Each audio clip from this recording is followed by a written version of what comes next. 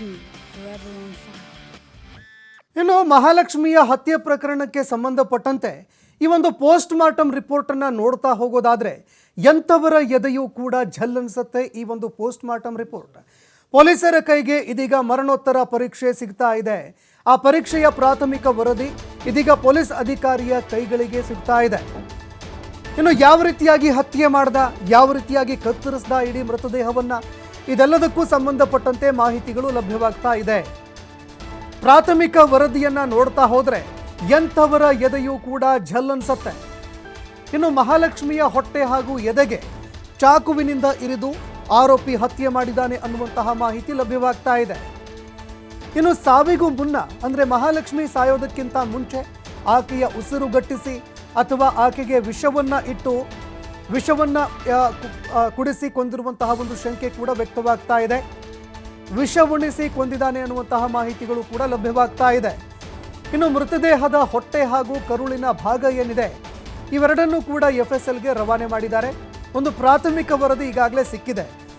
ಯಾವ ಒಂದು ಆಧಾರದ ಮೂಲಕವಾಗಿ ಹತ್ಯೆ ಆಗಿರಬಹುದು, ಯಾವ ರೀತಿಯಾಗಿ ಹತ್ಯೆ ಮಾಡಿದ್ದಾನೆ, ಏನು ಬಳಸಿ ಆತ ಹತ್ಯೆ ಮಾಡಿದ್ದಾನೆ ಅನ್ನುವಂತಹ ಒಂದು ಪ್ರಾಥಮಿಕ ವರದಿ ಸಿಕ್ಕಿದೆ. ಇದಾದ ಬಳಿಕ ಮಹಾಲಕ್ಷ್ಮಿಯ ಮೃತದೇಹದ ಹೊಟ್ಟೆ ಹಾಗೂ ಕರುಳಿನ ಭಾಗ FSLಗೆ ರವಾನೆ ಮಾಡಲಾಗಿದೆ. ಪೋಸ್ಟ್ ಮಾರ್ಟಮ್ನ ಸಂಪೂರ್ಣ ವರದಿ ಬಂದ ಬಳಿಕ ಎಲ್ಲವೂ ಕೂಡ ಕ್ಲಿಯರ್ ಪಿಕ್ಚರ್ ಏನಿದೆ ಅದು ಎದುರಿಗೆ ಬರುತ್ತೆ. ಇನ್ನು ಈ ಒಂದು ಸಂಪೂರ್ಣ ವರದಿ ಏನಿದೆ ಇದು ವಾರದ ಬಳಿಕ ಪೊಲೀಸ್ ಅಧಿಕಾರಿಗಳ ಕೈ ಸೇರುತ್ತೆ ಅನ್ನುವಂತಹ ಮಾಹಿತಿ ಲಭ್ಯವಾಗ್ತಾ ಇದೆ. ಇನ್ನು ಈ ಮೃತದೇಹ ಏನಿದೆ, ಯಾವಾಗ ಮಹಾಲಕ್ಷ್ಮಿಯನ್ನು ಅಂದರೆ ಚಾಕುವಿನಿಂದ ಚುಚ್ಚಿ ಆಕೆಯನ್ನು ಹತ್ಯೆ ಮಾಡಿದ್ದಾನೆ ಅಂತ ಹೇಳಲಾಗ್ತಾ ಇದೆ. ಆಕೆಯ ಕತ್ತು ಹಿಸುಕಿ ಉಸಿರುಗಟ್ಟಿಸಿ ಕೊಂದಿದ್ದಾರೆ ಎನ್ನುವಂತಹ ಮಾಹಿತಿಯನ್ನು ಲಭ್ಯವಾಗ್ತಾ ಇದೆ. ಹತ್ಯೆ ಮಾಡಿದ ಬಳಿಕ ಏನು ಮಾಡ್ತಾನೆ ಆರೋಪಿ, 52 ಭಾಗಗಳಾಗಿ ಮಹಾಲಕ್ಷ್ಮಿಯ ಮೃತದೇಹವನ್ನು ತುಂಡರಿಸಿದ್ದಾನೆ. ಎಷ್ಟು ಭೀಕರವಾಗಿರುವಂತಹ ಹತ್ಯೆ ಇದು.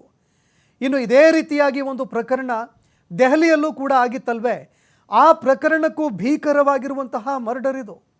ಯಾಕಂದರೆ ಆ ಪ್ರಕರಣದಲ್ಲಿ ಸರಿಸುಮಾರು 20ರಿಂದ 22 ಒಂದು ತುಂಡುಗಳಲ್ಲಿ ತುಂಡರಿಸಿದ್ದ ಆರೋಪಿ, ಆದರೆ ಇಲ್ಲಿ 52 ತುಂಡುಗಳಲ್ಲಿ ತುಂಡಾಗಿ ಕತ್ತರಿಸಿದ್ದಾನೆ.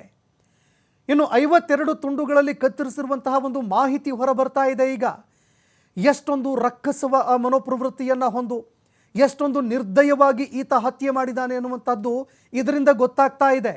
ಮೊದಲಿಗೆ ಹೊಟ್ಟೆ ಹಾಗೂ ಎದೆ ಭಾಗಕ್ಕೆ ಚಾಕುವಿನಿಂದ ಇರಿದಿದ್ದಾನೆ.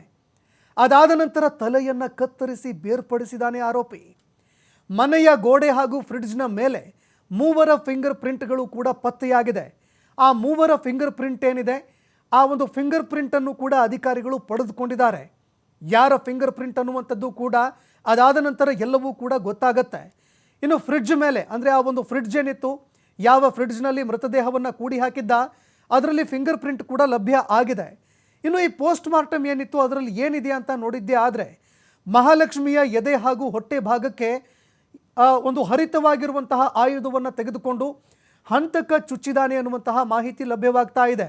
ಅಂದರೆ ಮುಕ್ತಿ ರಂಜನ್ ರಾಯ್ ಆತ ಮಹಾಲಕ್ಷ್ಮಿಯ ಎದೆ ಮತ್ತು ಹೊಟ್ಟೆ ಭಾಗಕ್ಕೆ ಹರಿತವಾಗಿರುವಂತಹ ಆಯುಧ ತೆಗೆದುಕೊಂಡು ಚುಚ್ಚಿದಾನೆ.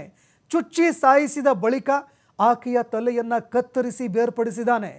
ತಲೆಯನ್ನು ಬೇರ್ಪಡಿಸಿ 52 ಪೀಸ್ಗಳನ್ನಾಗಿ ಇಡೀ ಮೃತದೇಹವನ್ನು ಕತ್ತರಿಸಿದ್ದಾನೆ. ಇನ್ನು ಮರಣೋತ್ತರ ಪರೀಕ್ಷೆಗೂ ಮುನ್ನ 52 ಪೀಸ್ಗಳನ್ನು ವೈದ್ಯರು ಜೋಡಿಸಿದ್ದಾರೆ. ಯಾಕಂದರೆ ಮರಣೋತ್ತರ ಪರೀಕ್ಷೆ ಸಂದರ್ಭದಲ್ಲಿ ಎಲ್ಲವನ್ನೂ ಕೂಡ ನೋಡಬೇಕಾಗತ್ತೆ. ಮರಣೋತ್ತರ ಪರೀಕ್ಷೆ ಮಾಡುವಂತಹ ಸಂದರ್ಭದಲ್ಲಿ 52 ಭಾಗಗಳೇನೂ ಆಗಿತ್ತು. ಇಡೀ ಮೃತದೇಹವನ್ನು 52 ಭಾಗಗಳಾಗಿ ಏನು ತುಂಡರಿಸಿದ್ದ ಅದನ್ನು ಜೋಡಿಸಿ ನೋಡುವಂತಹ ಕೆಲಸವನ್ನು ಕೂಡ ವೈದ್ಯರು ಮಾಡಿದ್ದಾರೆ. ಶ್ವಾಸಕೋಶವನ್ನು ಮಾತ್ರ ಬೇರ್ಪಡಿಸಿದ್ದ ಅನ್ನುವಂಥದ್ದು ಕೂಡ ಪತ್ತೆಯಾಗ್ತಾ ಇದೆ. ಎಷ್ಟು ಭೀಕರ, ಎಷ್ಟೊಂದು ರಣಭೀಕರವಾಗಿ ಕೊಂದಿದ್ದಾನೆ ಅನ್ನುವಂಥದ್ದು ಗೊತ್ತಾಗ್ತಾ ಇದೆ. ಇನ್ನು ಇದೇ ವಿಚಾರಕ್ಕೆ ಸಂಬಂಧಪಟ್ಟಂತೆ ಮತ್ತಷ್ಟು ಮಾಹಿತಿ ಕೊಡ್ತಾ ಹೋಗ್ತಾರೆ ನನ್ನ ಕಲೀಗ್ ಸೌಖ್ಯ, ಡೆಸ್ಕಿಂದ ನೇರ ಸಂಪರ್ಕದಲ್ಲಿ ಜಾಯ್ನ್ ಆಗಿದ್ದಾರೆ. ಸೌಖ್ಯ, ಒಂದು ರಣಭೀಕರ ಪ್ರಕರಣ, ಅದರಲ್ಲೂ ಮಾನವೀಯತೆ, ಮನುಷ್ಯತ್ವ ಎಲ್ಲವನ್ನೂ ಕೂಡ ಗಾಳಿಗೆ ತೂರಿದಂತಹ ಪ್ರಕರಣ ಎಲ್ಲೋ ದೆಹಲಿಯಲ್ಲಾಗಿದೆ ಅನ್ನುವಂತಹ ಒಂದು ಮಾತನ್ನು ನಾವು ಕೇಳ್ತಾ ಇದ್ವಿ. ಅಷ್ಟೊಂದು ರಣಭೀಕರವಾಗಿ ಶ್ರದ್ಧಾ ವಾಕರ್ ಒಂದು ಹತ್ಯೆ ಆಗತ್ತೆ. ಅದನ್ನು ಮೀರಿಸಿದಷ್ಟು ಆ ಒಂದು ತುಂಡುಗಳಾಗಿ ತುಂಡರಿಸಿರುವಂತಹ ಒಂದು ಪ್ರಕರಣ ಇದು. ಇದಕ್ಕೆ ಸಂಬಂಧಪಟ್ಟಂತೆ ಪೋಸ್ಟ್ ಮಾರ್ಟಮ್ ರಿಪೋರ್ಟ್ ಕೂಡ ಲಭ್ಯ ಆಗಿದೆ. ಎಷ್ಟು ಭೀಕರವಾಗಿ ಆರೋಪಿ ಹತ್ಯೆ ಮಾಡಿದ್ದಾನೆ, ಆತನನ್ನು ಪತ್ತೆ ಹಚ್ಚೋದಕ್ಕೆ ಅಂತ ಪೊಲೀಸರು ಈಗ ಯಾವ ರೀತಿಯಾಗಿ ಕಾರ್ಯಪ್ರವೃತ್ತರಾಗ್ತಾ ಇದ್ದಾರೆ ಅಂತ. ಸಂತೋಷ್, ವಯಾಲಿ ಕಾವಲ್ನಲ್ಲಿ ಮಹಾಲಕ್ಷ್ಮಿ ಭೀಕರ ಹತ್ಯೆಗೆ ಸಂಬಂಧಪಟ್ಟಂತೆ 2 ಅನುಮಾನಗಳಿದ್ವು. ಒಂದು, ಈ ಸಾವಾಗಿರೋದಕ್ಕೆ ಕಾರಣ ಏನು, ಆ ನಿಗೂಢತೆ ಹಾಗೆ ಇತ್ತು. ಜೊತೆಗೆ ಹಂತಕ ಯಾರು ಅನ್ನೋದು ಇಲ್ಲಿವರೆಗೂ ಕೂಡ ಗೊತ್ತಾಗ್ತಾ ಇರಲಿಲ್ಲ. ಹಾಗಾಗಿನೇ ಪೊಲೀಸರು 3-4 ಜನರನ್ನ ಕರೆಸಿದ್ರು, ಅವರ ವಿಚಾರಣೆ ಮಾಡಿದ್ರು, ಸ್ಟೇಟ್ಮೆಂಟ್ ಕೂಡ ಪಡ್ಕೊಂಡ್ರು.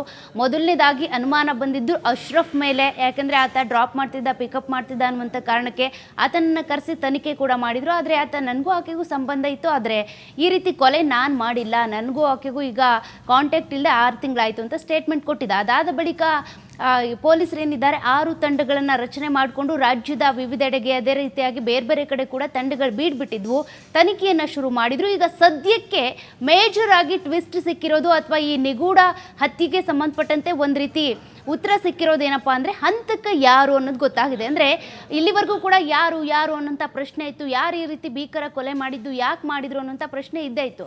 ಆದರೆ ಈಗ ಹಂತಕನ ಬಗ್ಗೆ ಸುಳಿವು ಸಿಕ್ಕಿದೆ.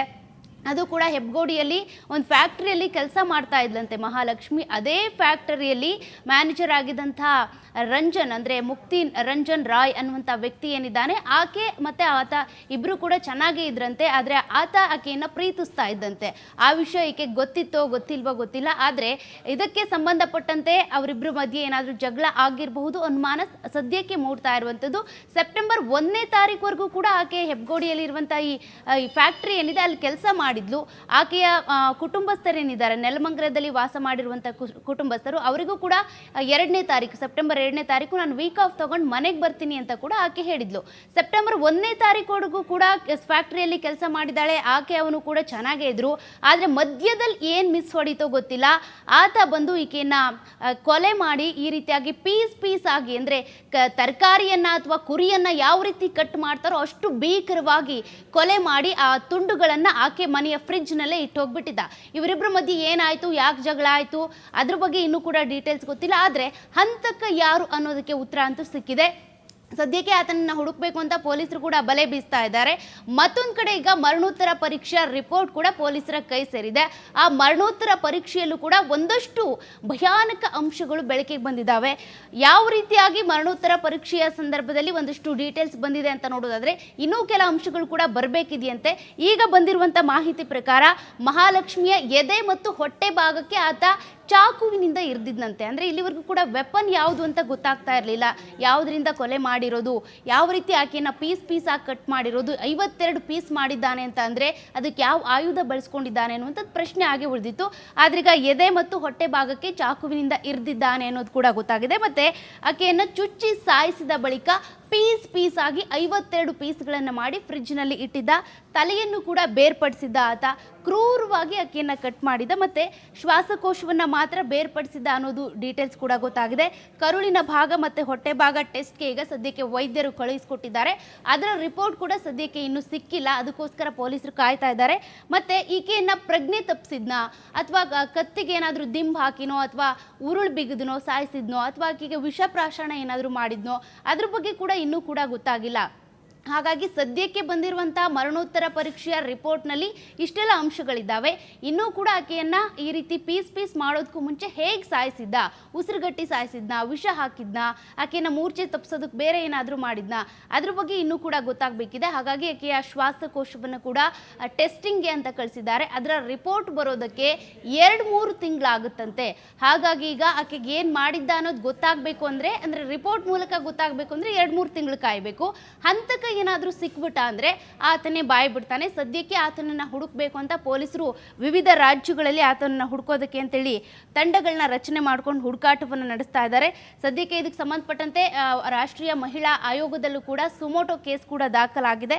ಒಟ್ಟಿನಲ್ಲಿ ಈ ಕೇಸ್ಗೆ ಸಂಬಂಧಪಟ್ಟಂತೆ ಒಂದು ಮೇಜರ್ ಟ್ವಿಸ್ಟ್ ಅಂತೂ ಸಿಕ್ಕಿದೆ. ಕೊಲೆಗಾರ ಯಾರು ಅನ್ನುವಂಥ ಪ್ರಶ್ನೆ ಏನಿತ್ತು ಅದಕ್ಕೆ ಉತ್ತರ ಸಿಕ್ಕಿದೆ.